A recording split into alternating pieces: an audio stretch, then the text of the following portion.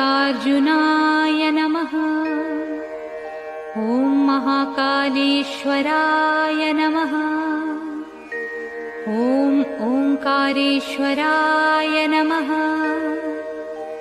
ॐ वैद्यनाथाय नमः। ॐ भीमशंकराय नमः।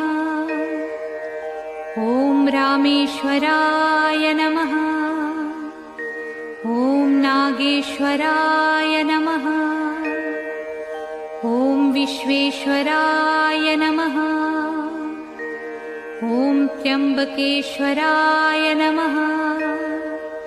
ॐ केदारेश्वराय नमः। ॐ भुस्मेश्वराय नमः।